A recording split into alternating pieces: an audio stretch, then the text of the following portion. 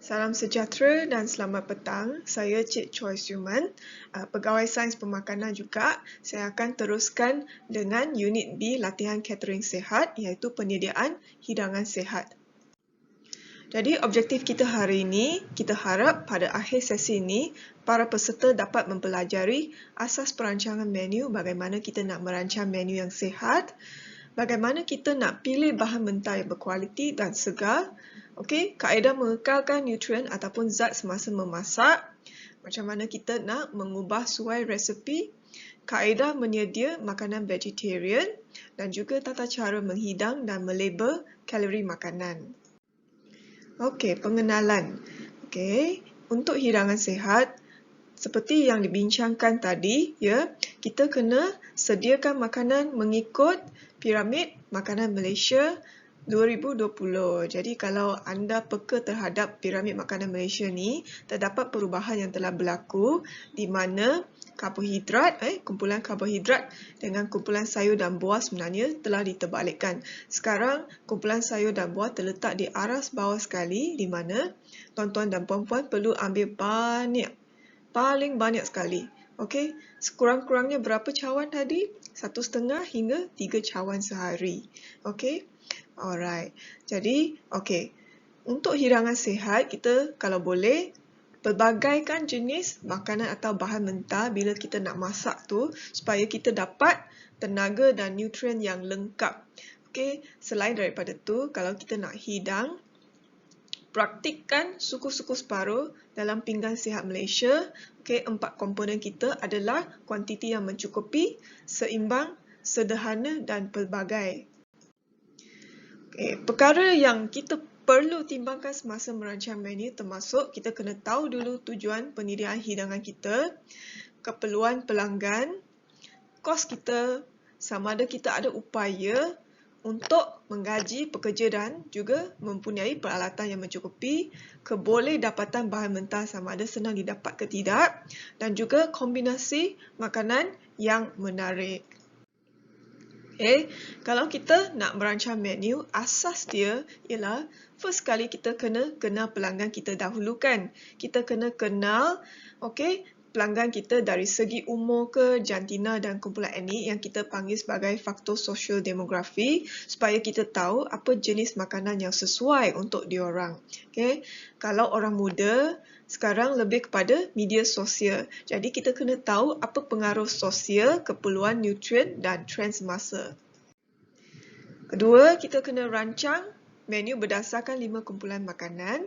Yang ni juga kita dah bincang dalam unit A. Jadi 5 kumpulan makanan apa tu? Okey, kita kena ada protein yang penting, karbohidrat, sayur-sayuran, buah. Okey, untuk tenusu selalunya kita ambil waktu kudapan ataupun sarapan ataupun malam lah. Okey, selain daripada tu, untuk sumber protein, kalau boleh kita gabung sumber haiwan dan tumbuh-tumbuhan. Okey, protein haiwan macam telur, ikan, udang, ayam, daging semua tu. Manakala untuk tumbuh-tumbuhan termasuk protein terutama ni untuk golongan vegetarian, bila diorang tak boleh makan sumber protein daripada haiwan, diorang akan ambil ke kacang, tempe, tauhu dan sebagainya. Okey, kalau untuk sayur-sayuran dan buah, kita sarankan supaya tuan-tuan dan puan-puan mengambil sayur yang warna dia berlainan. Kita jangan kekalkan benda yang sama sahaja supaya kita dapat zat atau antioksida yang berlainan lah.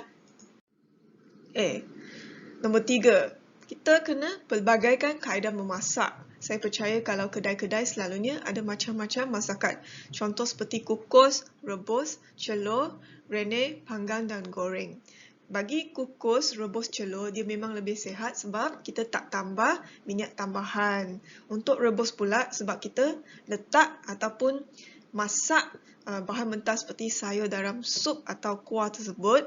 Kalau kita tak minum sup atau kuah tersebut, kita tak dapat zat larut air. Kalau boleh, dia lebih sesuai untuk menghidang yang jenis sup-sup macam tom yum, soto semua itulah. Untuk rene pula, dia lebih kepada untuk melembutkan tekstur yang keras. Contoh seperti daging dan sebagainya. Untuk memanggang, dia bagus sebab kita tak perlu gunakan minyak yang banyak berbanding dengan goreng, dan makanan pun dia tak akan kering cepatlah. Untuk goreng pula, goreng selalu ni kita anggap dia sebagai masakan yang kurang sihat. Tapi sebenarnya kalau kita kurangkan minyak, dia tetap boleh kurangkan kalori. Jadi kalau kita ada kuali yang bagus, cukup panas minyak, dia kurang melekit kan. Jadi ada orang juga guna air fryer lah sebab tak perlu guna minyak banyak sangat. Seterusnya kita pergi kepada pemilihan bahan mentah yang segar. Saya percaya semua tuan-tuan puan-puan dah memang arif bab ni lah. Bila kita pilih sayur-sayuran, buah-buahan, kita sentiasa pilih yang tidak layu dan kering, tidak berulat, walaupun orang cakap ulat tu sebenarnya dia organik, tak ada baja kimia. Tapi sebab kita tak nak takutkan customer kita nak bersih sedikit, pastikan tidak berulat lah. Tidak berubah warna, tidak lembik. Yang paling penting ialah dia sentiasa segar lah. Pemilihan bahan mentah yang segar. Untuk bab buah-buahan pula, kita pastikan dia tidak layu, berubah warna dan tekstur dan berbau busuk. Seperti sayur-sayuran juga, tidak berulat dan tidak berkulat. Bagi untuk pemilihan bahan mentah yang segar seperti ikan, kalau ikan kita kena pastikan kulit dia berkilat dan cerah, mata berwarna cerah dan bukan macam merah-merahan lah, tak letak lama, isi peja dan anja, tidak berbau busuk, tidak berlendir. Begitu juga dengan daging merah. Contoh daging merah adalah seperti lembu, kambing dan sebagainya. Jadi untuk daging merah kita pastikan kita pilih yang segar, berwarna merah cerah, tidak berbau busuk, tidak berlendir. Kalau boleh kita pilih yang kurang lemak sikit lah. Sebab kalau kita nak kurangkan kalori, kita pilih contoh bahagian macam badan pinang dan sebagainya. Anda lagi arif lah bab ni. Seterusnya kita akan pergi kepada ayam. Jadi ayam sebenarnya tidak jauh beza daripada daging, cuma daging dia putih sedikit lah, bukan berwarna merah gelap seperti daging merah. Jadi kita kena pastikan kulit dia berwarna cerah, tidak lebam, bersih dan tiada bulu ayam yang masih lekat kat sana. Pastikan isi cerah, pejal dan anjal, tidak berlendir dan tidak berbau busuk. Boleh lagi. Kita pergi kepada seafood pula. Udang, kerang, semua itulah. Benda yang sama, kulit berwarna cerah dan bersinar. Kepala dia tidak tertanggal, tidak berbau. Isi dia pejal dan anjal. Untuk telur pula, kita pastikan kita kena pilih telur yang tidak retak, pecah ataupun diselaputi najis atau kekotoran, sebab banyak bakteria. Dan pastikan anda membaca tarikh luput, pastikan tidak melebihi tarikh yang disarankan lah. Untuk pemilihan bahan kering seperti beras pula, kalau boleh, pastikan anda sentiasa simpan di tempat tertutup selepas membuka beg tu supaya tak ada air yang terperap dalam tu lah. Terperangkap. Pastikan tak lembap atau basah. Tiada serangga sebab letak terlalu lama ke, dah tarikh luput ke ataupun benda asing. Tidak reput, berkulat, berkulapuk. Seterusnya kita pergi kepada cara nak mengekalkan nutrien ataupun zat semasa kita masak. Pertama sekali, kalau kita nak masak dengan cepat, dan dah masak, pastikan kita gunakan air ataupun cecair secukupnya untuk memasak, terutama dalam sayur-sayuran. Kalau kita masak, pastikan periuk sentiasa tertutup. Kenapa? Sebab ada setengah zat dia akan hilang bersama air tu melalui penguapan, terutamanya sayur-sayuran yang mengandungi zat-zat larut air lah. Zat-zat larut air termasuk vitamin B dengan vitamin C. Kalau kita buat jus pun sama. Kalau kita dah potong buah semua tu, jangan letak terlalu lama sebelum dimakan. Elakkan memanas semula makanan berulang kali. Sebab semakin banyak kali kita panaskan semula, semakin banyak zat yang hilang. Selain daripada tu, dia ada juga isu dari segi keselamatan, sebab kalau kita simpan di peti terlalu lama, sebenarnya dia akan mengeluarkan lendir sebenarnya yang berunsur toksin lah. Sebenarnya kalau kita makan agak memudaratkan. Jadi jangan macam masuk peti, keluar balik panaskan, masuk peti, keluar balik panaskan. Ya, tak baik sebenarnya. Okey, seterusnya, pastikan minyak ataupun air benar-benar panas. Kenapa? Sebab kita boleh masak dengan lebih cepat kan? Ya, sebelum masukkan makanan yang hendak digoreng ataupun direbus, saya rasa semua dah arif. Kalau kita panaskan minyak tapi tak cukup panas, in the end, makanan akan serap lebih banyak minyak kan? Okey, sayur tidak dimasak terlalu lama atau layu, kita nak kekalkan fresh, crunchy lagi. Okey, untuk deep frying pula, masakan yang gunakan minyak banyak seperti ayam goreng, pisang goreng dan sebagainya, pastikan minyak tidak diguna lebih 3 kali. Okey, seterusnya, elakkan merendam buah-buahan dan sayur-sayuran, benda yang sama sebab zat boleh hilang. Boleh hilang dalam air itulah yang direndam. Kalau boleh, basuh dengan air bersih yang mengalir.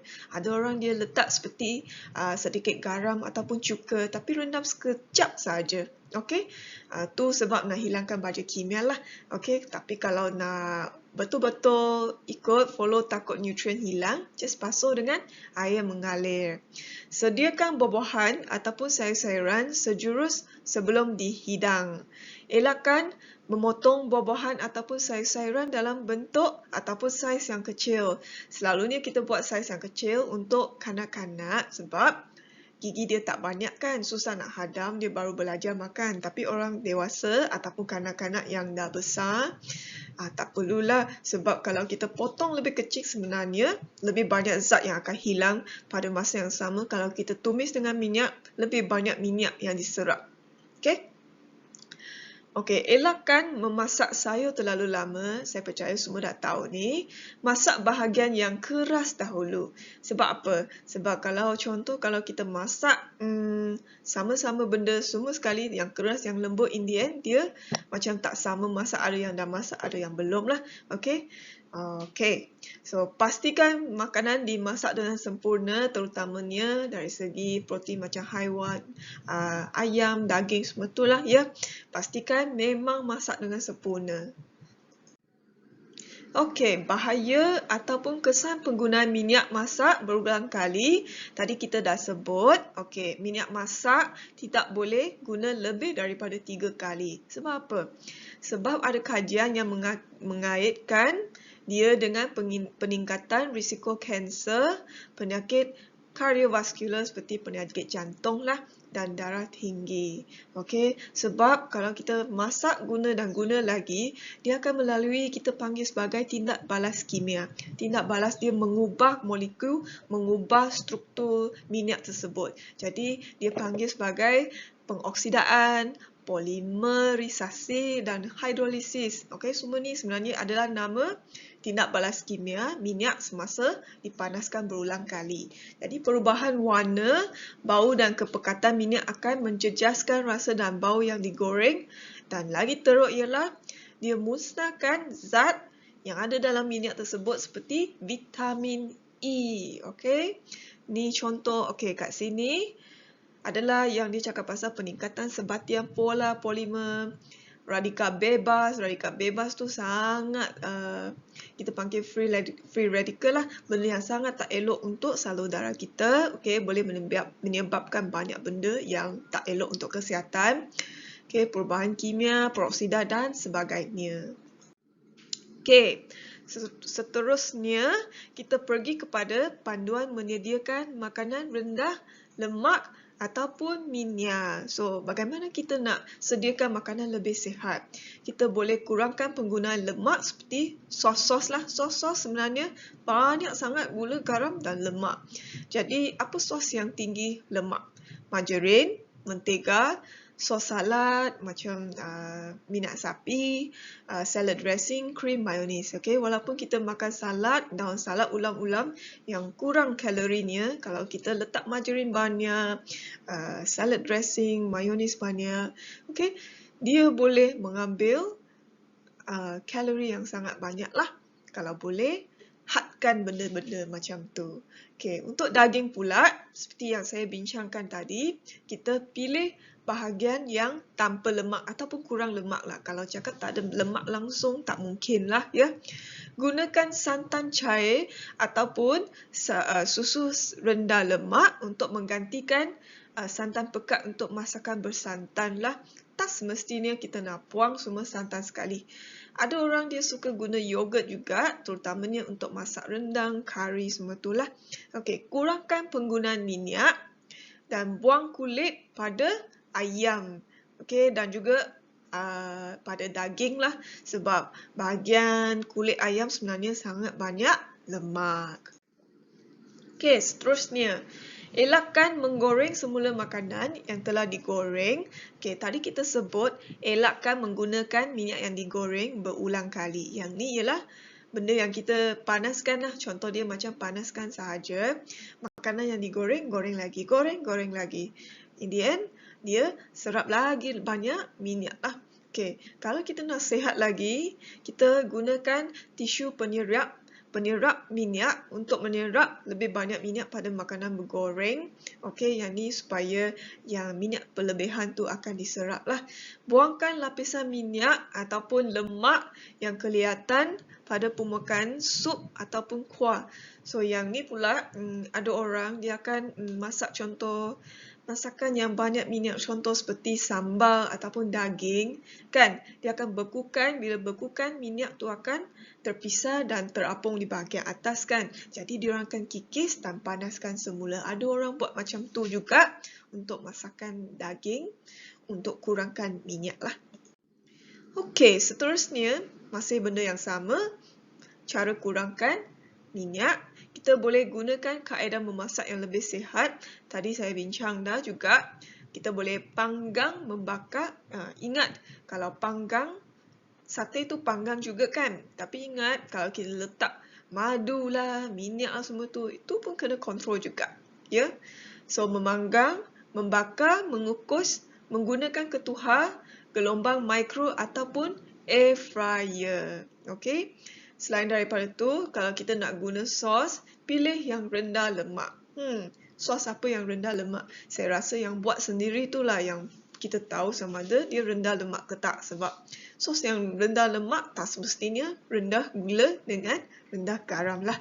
Okay. Elakkan daripada menyalut tepung pada ayam, ikan, udang, sotong sebelum menggoreng. Yang ni susahlah kalau kita nak buat bisnes, orang suka kan, terutamanya kanak-kanak. Saya rasa orang dewasa pun suka je. Jadi, kalau kita nak salut tu, kita praktikan pada keluarga sendirilah. Kita jangan salut tepung sebab tepung seperti nasi juga, okey, dia ada gula, lepas tu dia serap minyak, okey, sebab cara masakan gunakan minyak menggoreng itulah. Okey, tutup kuali ataupun periuk semasa menggoreng makanan.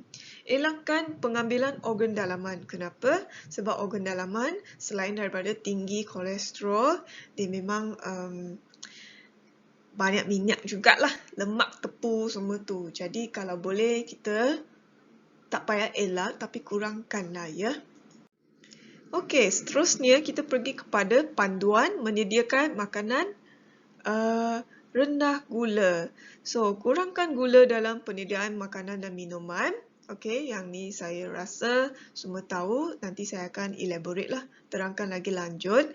Kurangkan gula secara berperingkat, terutamanya kalau ada saudara mara kita ataupun kawan yang dah biasa ambil minum air manis, suka makan kuih, benda macam tu. Kalau kita suruh dia cut terus, walaupun dia ada kencing manis, agak payah dan seksa untuk dia. Jadi kita tolong dia untuk kurangkan secara berperingkat. Kalau kita yang sediakan makanan, kita boleh buat sesuatu lah ya.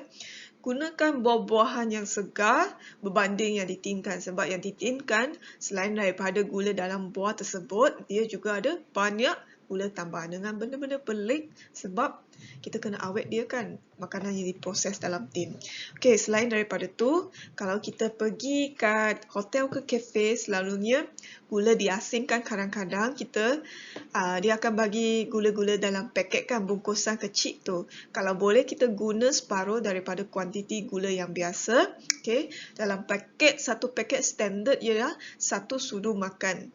Okey, jadi kalau kita sarankan sebenarnya untuk 1 cawan teh O contohnya lah, ataupun kopi O, kita sarankan hanya 1 camca teh sahaja.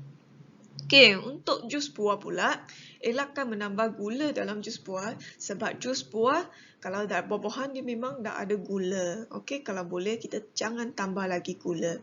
Elakkan salut kek dan pastry dengan gula ataupun icing. Okey, donat semua itulah ya, bukan benda yang bagus kalau gula diambil terlalu banyak. Okey, 1 camca teh ada dalam 20 kalori lah. Okey, seterusnya kita asingkan gula dengan minuman yang kita nak hidang. Minuman panas lah selalunya supaya orang nampak berapa banyak gula yang dia tambah dan dia boleh sukat.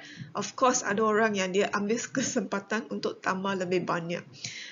Tu kita tak dapat buat apa-apa, tapi kebaikan dia ialah dia dapat tengok berapa banyak gula yang dia masukkan lah.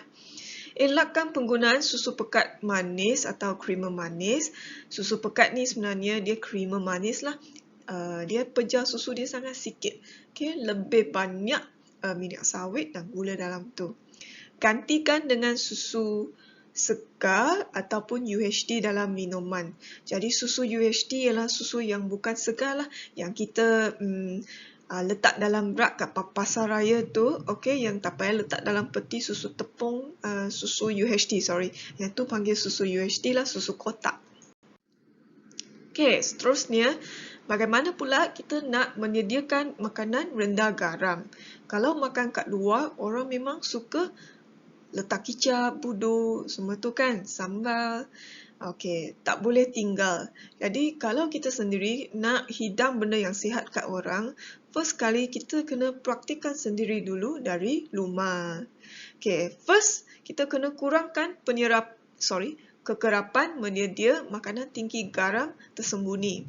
Contoh seperti dalam makanan proses, daging proses, sausage, nugget, daging burger, benda macam itulah.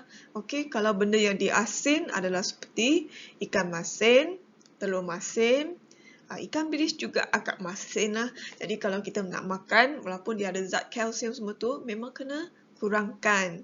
Okey, kurangkan penggunaan sos tomato. Seperti tadi, sos kebanyakan bukan sahaja tinggi gula, dia tinggi garam jugalah. Okey, so sos tomato, sos cili, kicap, tempoyak, sebut perasa, kicap manis, sambal kicap, semua benda tu lah ya. Okey, pilih buah-buahan segar, sayur-sayuran, daging dan bijirin yang tidak diproses, tidak diasin ya. Sayur masin, semua itulah. Buah-buahan, jeruk, benda macam tu. Kurangkan penggunaan garam dalam masakan.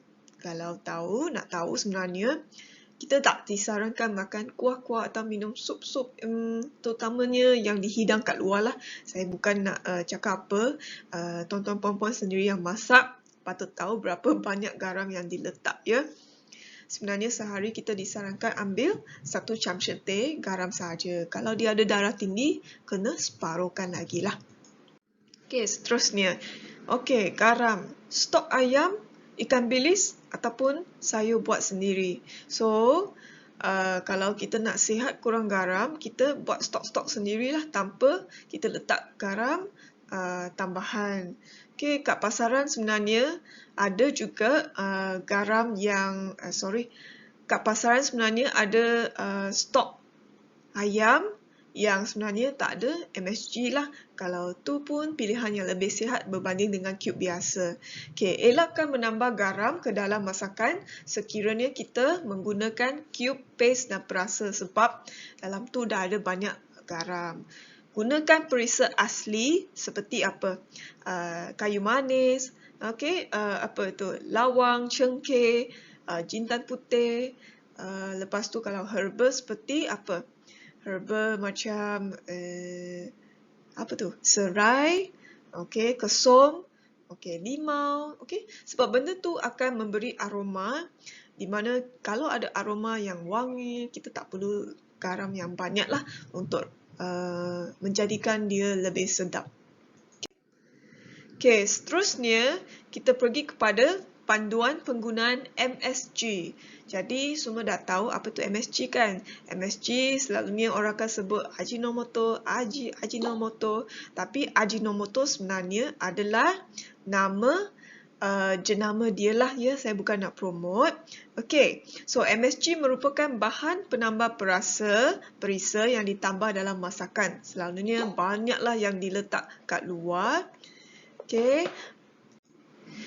jadi sebenarnya MSG ni dia memberi rasa umami. Pernah dengar tak umami tu? Jadi umami sebenarnya umpama deria rasa kelima kita. Kenapa? Sebab kita dah ada 4 rasa kan, pahit, masin, manis dan masam. Jadi umami ni dia memberikan kombinasi rasa sebenarnya yang buat dia sangat enak. Okey, sebenarnya ada makanan yang boleh menghasilkan MSG secara semula jadi. Contohnya bawang, cendawan, tomato.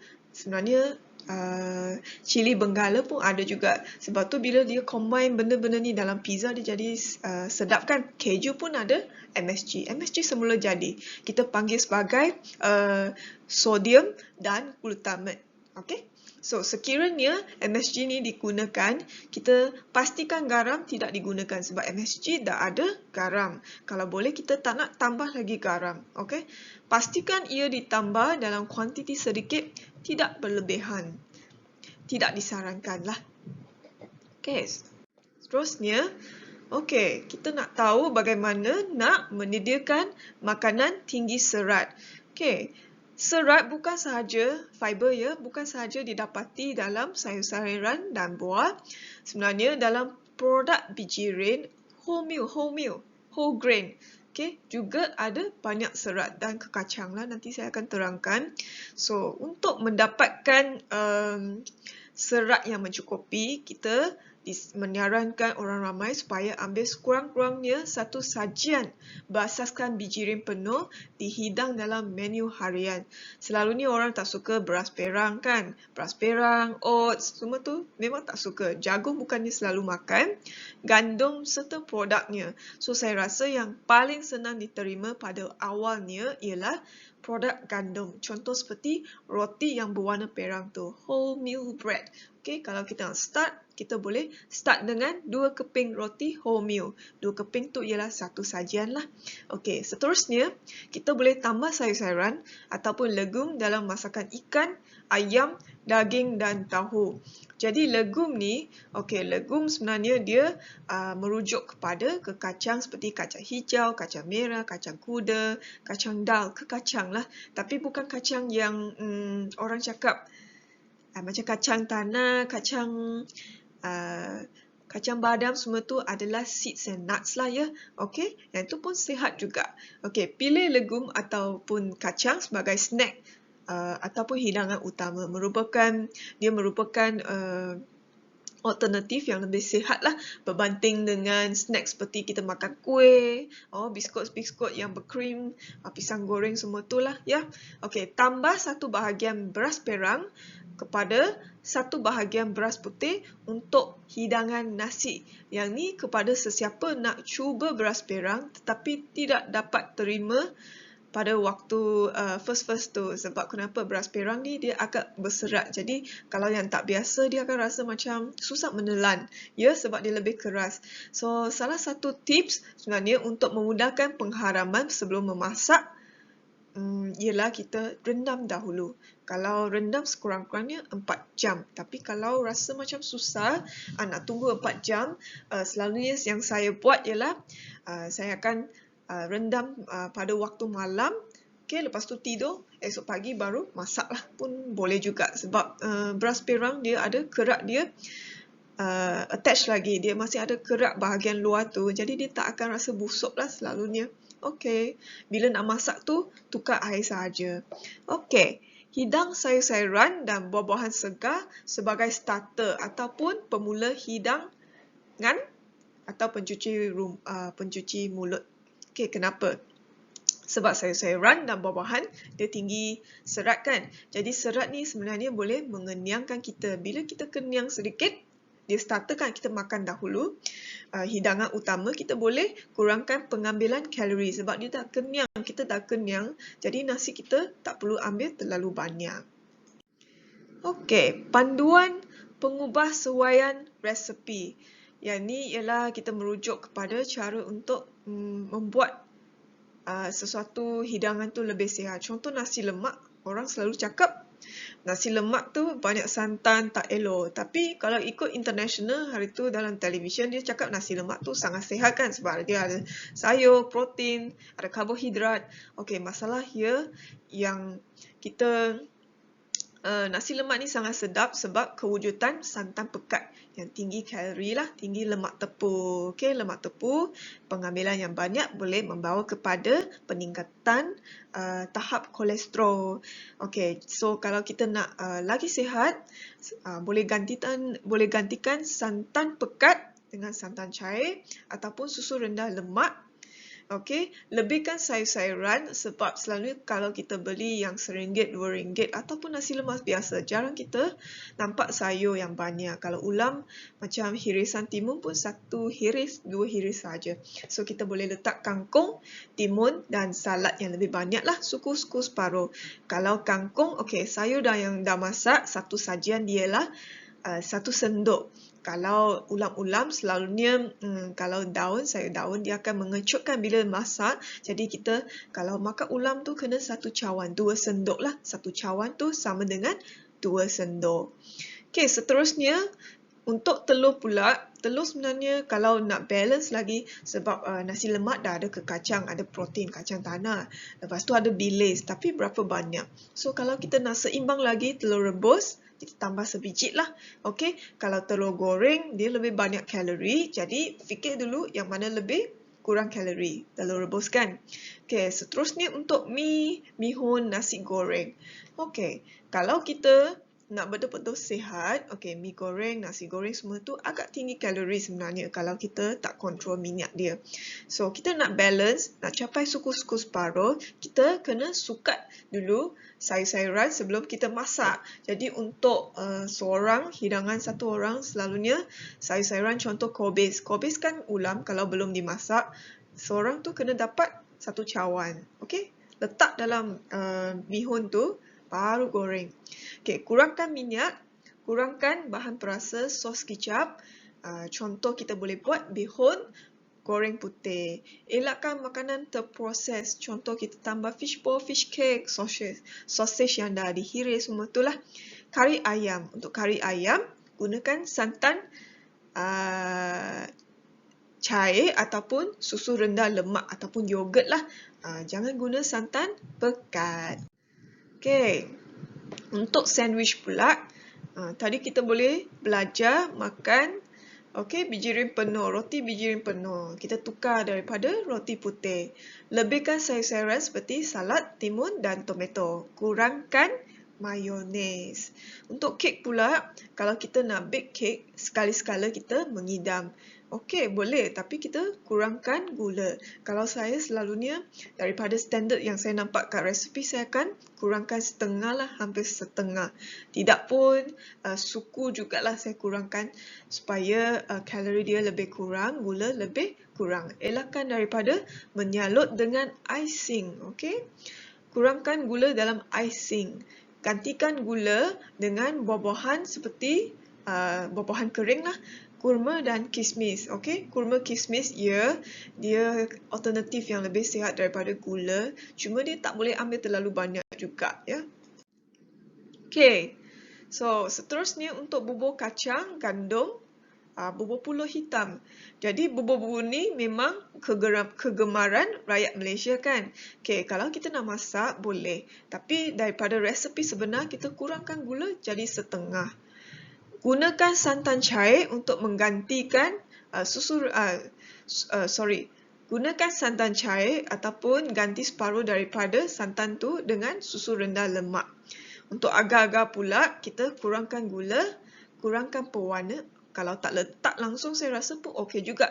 Tambahkan buah-buahan segar supaya kita tambah nilai pemakanan, nilai zat kepada dia. Okey, at least dia ada fiber sedikit lah. Kuih muih manis. Gunakan sebahagian sukatan gula yang biasa digunakan. Seperti bubur kacang tadi, kita setengahkan, kalau boleh kurang lagi. Gunakan santan cair ataupun letak separuh sahaja santan tu. Okey. Ataupun ganti dengan susu lemak rendah. Okey. Seterusnya untuk teh tarik. Teh tarik memang rakyat Malaysia suka sangat. So untuk teh tarik, kita boleh masukkan sebahagian gula daripada yang biasa digunakan. Kurangkan gula lah, erti lain. Gunakan susu rendah lemak untuk menggantikan susu dalam tin seperti susu pekat manis dan creamer manis. Okey, untuk ais sirap pula. Okey, yang ni ais sirap. Okey, memang ramai sukalah, budak-budak kecil pun suka. Itu yang meningkatkan kes obesiti ni. Air sirap limau, air Ribena, air apa lagi? Air anggur kan. So benda-benda ni betul ke ada buah? Tak ada kan. Dia sekadar kordia yang penuh dengan perisa tambahan dan pewarna tiruan. Kalau boleh, tukar kepada perahan air limau nipis sebab dia lebih natural lah. Okey, seterusnya kita akan pergi kepada kaedah penyediaan makanan vegetarian. Jadi vegetarian ni saya rasa tuan-tuan dan puan-puan sini mungkin tiada yang menyediakan lah sebab selalunya vegetarian ni dia adalah golongan yang kecil sedikit, tak ramai yang mengamalkan. Tapi sekarang ni dia menjadi trend ataupun semakin ramai yang mengamalkan vegetarian walaupun secara orang cakap mungkin seminggu tu dalam 2-3 hari, jangka masa pendek untuk tujuan kesihatan. Termasuk kawan-kawan saya yang bukan Cina lah, Melayu semua tu. Kalau India, Cina, ya, diorang tak semestinya full vegetarian tapi disebabkan oleh faktor keagamaan, mungkin seminggu tu ada 2-3 hari ke untuk orang India, selalunya 2 hari. Untuk orang Cina ialah dia ikut kalender Cina lah, ya. Yang tu saya tak perlu terangkan tapi secara untuk pengetahuan semua. Okey. So vegetarian ni ialah makanan yang berasaskan tumbuhan. Tujuan dia untuk rakyat Malaysia kebanyakan disebabkan oleh faktor keagamaan lah, Buddhism. Budaya, tujuan kesihatan, prihatin terhadap persekitaran dan kebajikan haiwan. Jadi yang persekitaran dengan kebajikan haiwan ialah trend sekarang sebab dia cakap nak eco-friendly, okey, sebab tak nak bunuh haiwan. Jadi yang ni dia start daripada orang putih lah, tapi sekarang semakin ramai orang mengamal lah. Okey, so jenis-jenis diet vegetarian, orang ingat diet vegetarian ni tak makan ayam semua tu, okey. Tapi ada juga yang sangat strict di mana sebab ada vegetarian. Okey, contoh saya pernah jadi vegetarian. Jadi saya ambil telur, susu sedikit, jarang sebab saya ada alahan. Tetapi ada orang dia langsung tak ambil produk walaupun dia produk sampingan haiwan tersebut, okey, sebab dia rasa susu tu adalah untuk apa? Baby lembu kan, anak lembu tu. Jadi dia rasa macam kejam. Jadi dia hanya makan vegan. Vegan tu ialah makanan yang berunsurkan tumbuhan sahaja. Jadi telur dia tak makan. Sebab telur apa? Sebab ayam tu nak menelur tu, nak bertelur tu, dia cakap sangat sakit. Okey, semakin grade dia, grade A lagi besar kan, semakin sakit ayam tu. Okey, sebab tu orang yang mengamalkan amalan vegan, pemakanan vegan, dia tidak akan makan semua benda ni. Okey, lacto vegetarian pula ialah pengamal vegetarian yang mengamalkan amalan makanan berunsurkan tumbuhan, susu dan produk tenusu sahaja. So lacto, kalau dia tak ada perkataan ovo seperti yang sebelah kanan tu, lacto ovo vegetarian, ovo tu bermaksud telur. Jadi kalau dia lacto sahaja maksudnya produk tenusu dia mengambil. Kalau ada lacto ovo maksudnya telur dengan susu pun dia ambil. Faham kan? Okey. So, panduan seterusnya, vegetarian seterusnya. Okey, sebenarnya orang vegetarian, pengamal vegetarian yang sangat strict, dia akan sangat pantang kalau kita gunakan peralatan dapur yang kongsi dengan masakan yang berdaging lah semua tu, sebab untuk dia macam haram, halal juga. Dia kena asingkan semua peralatan tu, tak campur. Okey, jadi kalau kita nak pastikan dia orang dapat benda macam ni, selalunya dia orang akan pergi ke kedai vegetarian lah, sebab kat sana confirm dia orang tak campur peralatan. Pastikan masakan yang disediakan hanya berasaskan tumbuh-tumbuhan sahaja. Okey, so jangan ada benda yang tersentuh ataupun walaupun dia sikit saja dengan binatang. Contoh seperti apa? Cube perasa kan, sebab cube perasa walaupun kita masak dalam sup, contoh kita tak letak daging semua tu, tapi dia ada parti daripada haiwan tersebut. Jadi kita pastikan supaya masakan untuk vegetarian tidak bercampur dengan benda-benda macam itulah. Okey, makanan disediakan mengikut kehendak pelanggan. Okey. Ni agak kompleks. Sesetengah pengamal vegetarian sebenarnya kebanyakan sebab faktor agama lah. Ada yang sebab belajar yoga, entah apa. Ada banyak sebab lah. Dia tidak mengambil bawang putih, kucai semua tu. Ada sebab lah kenapa dia tak ambil. Ada juga yang tak ambil macam ubi-ubian. Tapi saya tak arif sangat tu lah. Okay? So, yang tak ambil bawang semua tu disebabkan oleh faktor keagamaan Buddha lah. Okay. Jadi, kalau boleh, kita sediakan makanan vegetarian berdasarkan piramid makanan Malaysia. Jadi, apa yang membezakan kita dengan vegetarian ialah sumber protein kan, sebab kita dapatkan sumber protein daripada haiwan, ikan, ayam, telur, udang, semua tu. Tapi untuk vegetarian pula, diorang sebenarnya susah nak dapatkan protein. Jadi protein diorang pastikan kena variety, sebab protein haiwan tak seperti protein tumbuhan, dia lebih susah untuk diserap. Jadi kita kena pastikan kalau dia nak dapatkan protein yang lengkap, sebab protein kan bila dipecahkan pada amino acid dia ada 20 jenis. Kalau dia nak dapatkan semua protein yang lengkap, dia kena makan kepelbagaian lah. Contoh macam legume saya cakap tadi, ada kacang kuda, kacang soya. Kacang soya sebab dia akan lengkap dari segi protein ataupun amino acid perlu. Okay? Jadi kebanyakan protein vegetarian datang daripada kacang soya ataupun produk seperti tempe dan tahu, okey, dan susu kacang soya. Okay, kalau susu badam, susu badam jugalah. Badam, gajus, kacang cerdik tu pun sumber protein dia orang, kacang dal, okey, semua benda tu lah. Okey, seterusnya protein tiruan tidak digalakkan. Okey, so protein tiruan tu apa? Sebenarnya protein tiruan ni dia buat daripada kacang soya juga. Dia merupai macam protein haiwan. Okey, kenapa protein tiruan ni diwujudkan? Sebenarnya dia nak tolong orang yang bukan vegetarian untuk menyesuaikan diri waktu dia mula-mula nak start vegetarian, ataupun mereka yang mengamalkan diet vegetarian secara sementara lah. Jadi protein tiruan ni sebab dia tak akan sama dengan daging sebenar. Jadi untuk samakan apa yang diorang tambah banyak perisa, pengawet, tambahan ataupun tiruan lah untuk samakan dengan rasa tersebut. Okay, jadi dia kurang sihat sebenarnya. Gantikan dengan sumber protein tumbuhan seperti legume dan kekacang.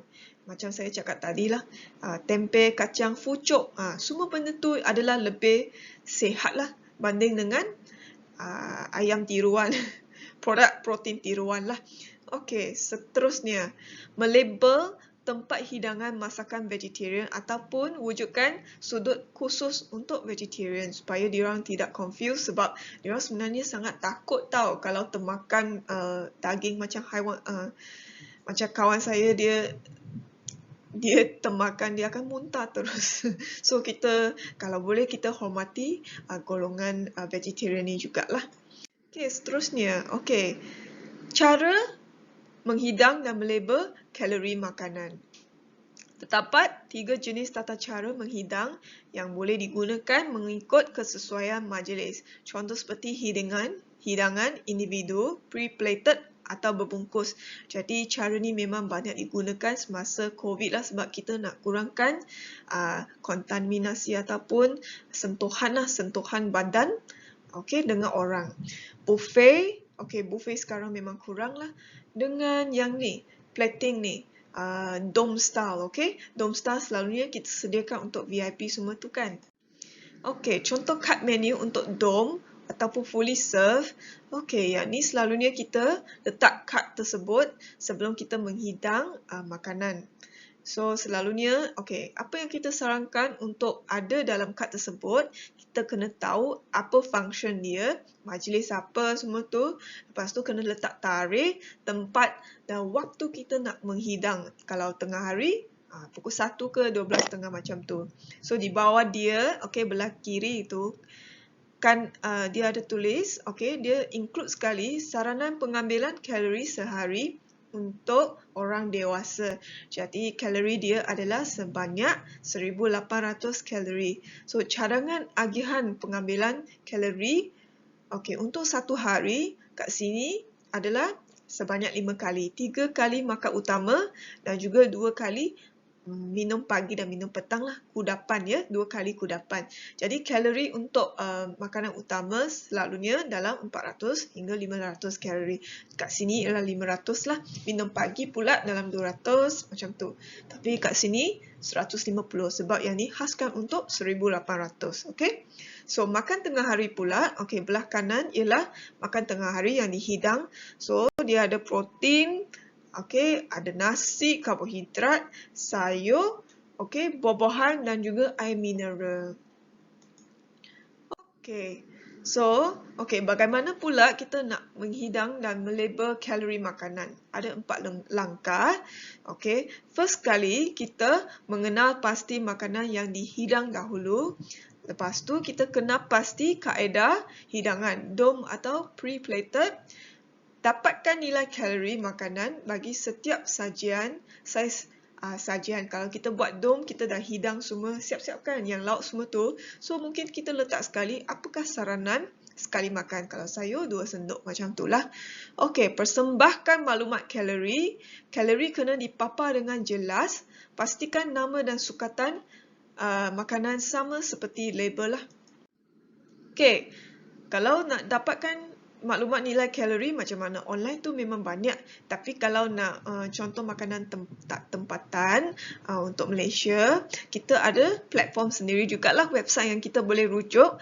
Antaranya termasuk senarai kalori bagi makanan dan minuman yang boleh dibuat turun daripada laman web nutritionmoh.gov.my. Yang ni ialah bahagian pemakanan KKM lah. Selain daripada tu, kita ada buku panduan nilai kalori yang ada 200 jenis makanan rakyat Malaysia. Boleh dimuat turun dalam bentuk PDF juga. Kalau nak, boleh pergi ke Klinik Kesihatan Bandar Jerantut dan minta di office Puan Rabiatul lah, pegawai sains pemakanan juga.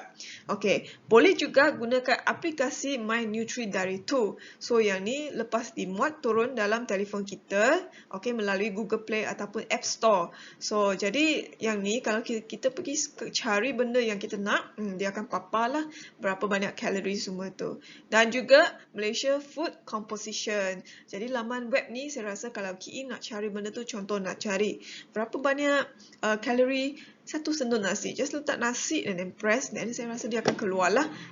Anda boleh rujuk kat sana. Kalau tak faham juga, tanya terus PSP yang terdekat. PSP tu pegawai sains pemakanan lah, kita orang lah, bertiga. Kesimpulannya, apa kesimpulannya ialah kita kena rancang menu berdasarkan 5 kumpulan, pelbagaikan pilihan makanan, ya, jangan stick to one type sahaja. Pemilihan bahan mentah yang berkualiti menghasilkan makanan yang sihat, bersih dan selamat. So kita juga belajar kaedah menyedia dan memasak dengan betul supaya kita dapat kekalkan nutrien dalam hidangan. Ubah suai resepi supaya jadi lebih sihat. Kita nak kurangkan lemak, gula dan garam. Tambahkan serat dalam hidangan jugalah. Mematuhi panduan penyediaan makanan vegetarian. Benda yang barulah untuk kali ni sebab dulu kita tak pernah cakap pasal vegetarian. Okey, sekian terima kasih daripada saya. Harap-harap semua fahamlah apa yang saya cakap ni. Thank you. Terima kasih.